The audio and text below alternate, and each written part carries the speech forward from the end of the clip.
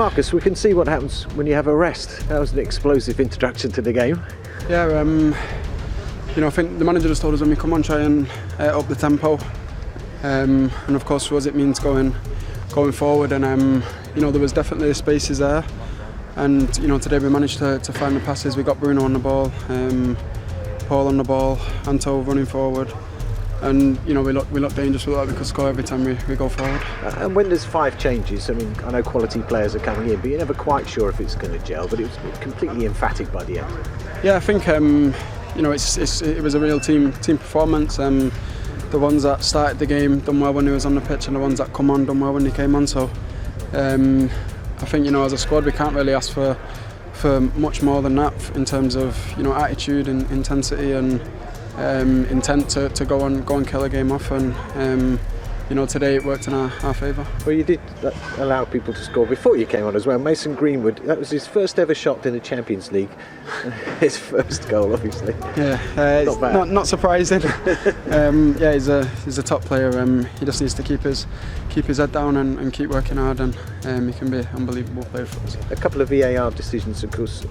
One where you started in your own half, so I'm glad that was corrected as well. Yeah, to be fair, I thought it was in my own half, so I was a bit confused when the flag was up. But yeah, all we can do is wait and see. After the ball's in the net, and that's it. We have to work with VAR. It's part of the game now, and the quicker we get used to it, the better. Was there any discussion about you taking the penalty there? Were you being a little bit generous? A little bit. But yeah, I feel confident with Anthony taking them as well. So for me, no problem. There was no messing about now, so we can see that's a very competitive squad, and you move on to the Arsenal game. Yeah, exactly. It's about the next game now, and it's important for us to get 3 points in the league.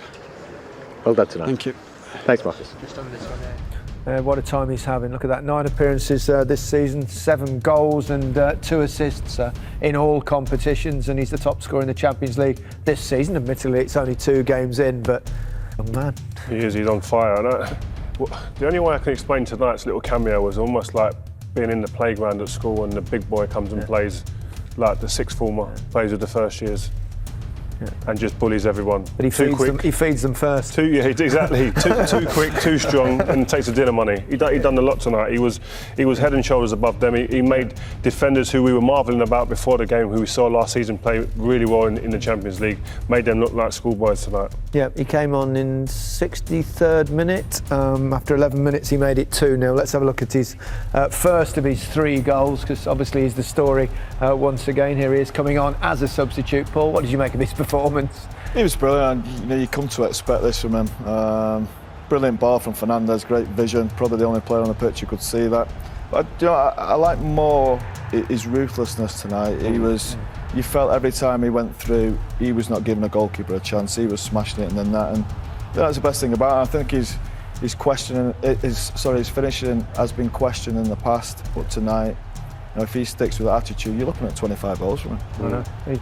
Just in his own half there, wasn't he? I think. Brilliant. Really good from him. Really good from Bruno Fernandes. I think this shape suits Manchester United's forward players. Not natural number 9s, but players, attackers that split where they can run those channels. They're unplayable, and with the way to pass from Bruno Fernandes and Pogba, that was really a defensive masterclass from United. 3.5 minutes later, he scored his second, made it 3-0. Yeah, I mean, this is, again, it's about being ruthless, as the lad said, but I thought Upamecano had a nightmare today. This is his hat-trick goal. I've missed one. But this is, again, the ruthlessness there. There was no doubt in your mind, once he went through there, the confidence he's shown at the moment, and just his intent on actually hitting the back of the net, getting amongst the goals. Game over. That was Van Nistelrooy. You see him going through, you think he's smashed it in the bottom corners. That was brilliant. It's true. He does smash it, doesn't he? He's brilliant, honestly. There's a venom, isn't there? There's a venom when he hits the ball like that. He wasn't just hitting it though, was he? He knew exactly where he was hitting it. There is a difference between just smashing it and actually picking a spot. He is precise, isn't he? I think with his pace rate, he'd be horrible to play against, wouldn't he? Because when he's at his best, he just runs straight at you, doesn't he? And the good thing about him is that, which makes it difficult for defenders, he doesn't play in front of you right here. He likes to play to the sides, and he's at angles, so he's almost always going to get a run on you. And with that pace, it's almost impossible to stop like that. 4-0 was the penalty incident. We were all really surprised Rashford didn't take it, but he's He's a generous soul, as we know. I think I might have been going for that one. What do you think, Owen? I love how he's looking out for his teammates. Yeah. You know, Martial, great for him. I know Marcus knows he's going to get his numbers, you know, and I love that. That's being a great teammate. What you can see Ronaldo, Messi. No, them guys ain't giving that penalty away. Them guys are Messi, Ronaldo. Them guys are saying, go back and stand on the edge of the box. That's why he's going to be the captain, because he thinks of everyone else, not himself. I like that. This generation, I think, aren't as individualistic as selfish as selfish. Yeah. That's the word. You're being too nice. I like Marcus being. I think he's showing he's a wide player there, isn't he? Yeah. He's a wide player. Yeah, exactly. Exactly. He's an assister. Here's his hat-trick goal as well. Smashed another one in, didn't he? Didn't hold back, that's for sure. No, same again. When we talk about Ruud van Nistelrooy and that kind of finishing, when you get a chance, bang, it's a goal. And again, I think that was just a smash. And that one was. That was a smash. Get it on target, and keeper's got no chance of it. Powerful.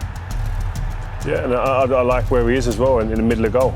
Like he just isn't sticking wide, and I think he's going to get more goals in and around that area when he gets himself between the sticks. And I just think he's got so much potential. There's still so much growth in his game. There's areas he can still improve on, and I think he's very aware of that. And I think he's somebody who's intent on learning and improving himself and becoming a better player. Yeah, he's a very impressive young man.